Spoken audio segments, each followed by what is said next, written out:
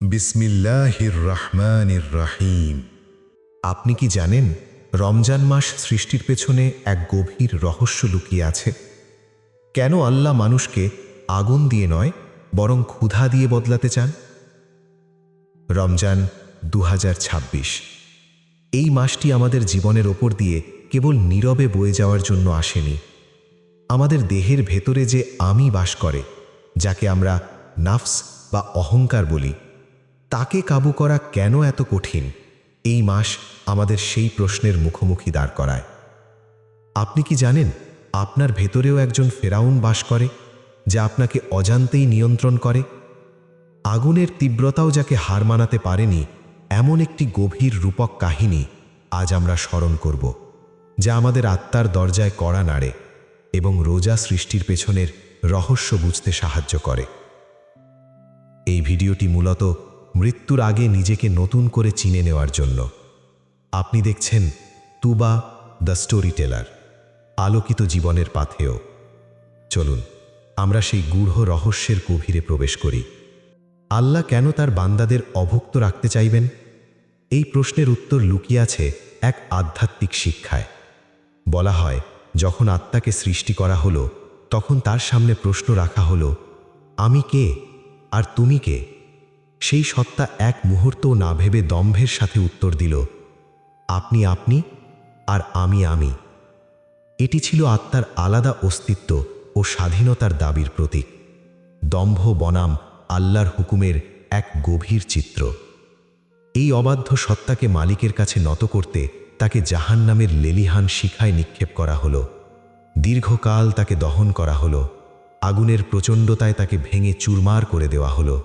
কিন্তু আবার যখন সেই একই প্রশ্ন করা হলো, সে আগুন থেকে বেরিয়ে এসে তখনও দৃঢ়ভাবে বলল, আমি আমি, আপনি আপনি। আগুন তাকে পোড়াতে পারল ঠিকই, কিন্তু তাকে গলাতে পারল না। শাস্তি দিয়ে তাকে দমানো গেল না। এখানেই লুকিয়ে আছে রোজার প্রাচীন ইতিহাসের ইঙ্গিত। পবিত্র কোরআনে উল্লেখ আছে যে পূর্ববর্তী উম্মতের ওপরও রোজা ফরজ করা হয়েছিল। আদম আলাইহিসসালাম থেকে শুরু করে শেষ নবী মুহাম্মদ সাল্লাল্লাহু আলাইহি ওয়াসাল্লাম পর্যন্ত বিভিন্ন শরীয়তে রোজা বা সিয়ামের বিধান ছিল।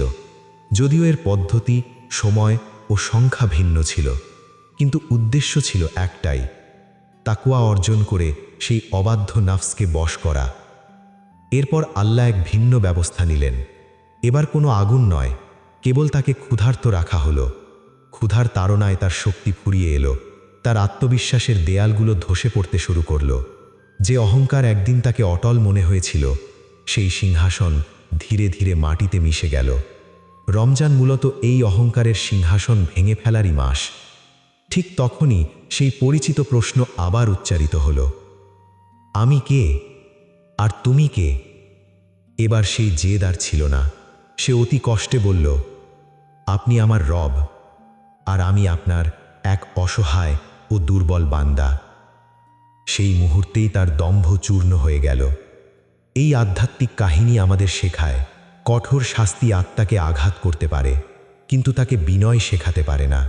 কেবল ক্ষুধার মাধ্যমেই সে নিজের অক্ষমতা অনুভব করে এবং স্রষ্টার সামনে আত্মসমর্পণ করতে শেখে। তাই তাসাউফের আলোচনায় বলা হয়, ভেতরের অহংকারকে জয় করার অন্যতম শক্তিশালী মাধ্যম হল ক্ষুধা।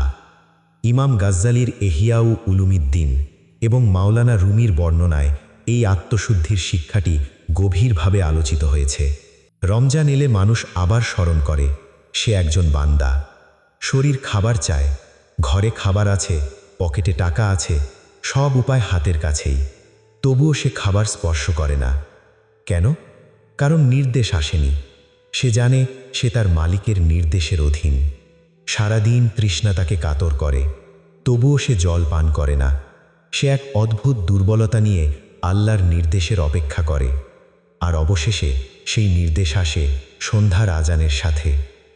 এই যে রহস্য আপনি আজ জানলেন, এটি কি আপনার রোজা রাখার অনুভূতি বদলে দেবে না? মনে রাখবেন, রোজা কেবল না খেয়ে থাকার নাম নয়, এটি নিজের ইচ্ছাকে থামিয়ে মাবুদের সামনে পূর্ণ আত্মসমর্পণের নাম। যখন পাকস্থলী নীরব হয়ে যায়, তখনই আত্মা কথা বলতে শুরু করে। আর এই জেগে ওঠার নামই রমজান। কারণ আমাদের প্রকৃত যুদ্ধ কোনো বাইরের শক্তির বিরুদ্ধে নয়, বরং আমাদের নিজেদের নাফস বা আত্মার বিরুদ্ধে। উলামায়ে কেরাম নাফসের বিরুদ্ধে এই নিরন্তর সংগ্রামকে শ্রেষ্ঠ সংগ্রাম হিসেবে অভিহিত করেছেন। এই পবিত্র রমজানে আসুন আমরা শুধু পেটের ক্ষুধাকেই সংযত না করি, বরং আমাদের চোখ, কান, জিহ্বা এবং মনকেও প্রতিটি গুনাহ থেকে মুক্ত রাখার দৃঢ় প্রতিজ্ঞা করি। পবিত্র কোরআনে আল্লাহ যে সকল সাহাবীদের প্রশংসা করেছেন, তাদের সেই আদর্শ ও তাকওয়া অর্জনের মাধ্যমেই আমরা আমাদের জীবনকে প্রকৃত অর্থে আলোকিত করতে পারি।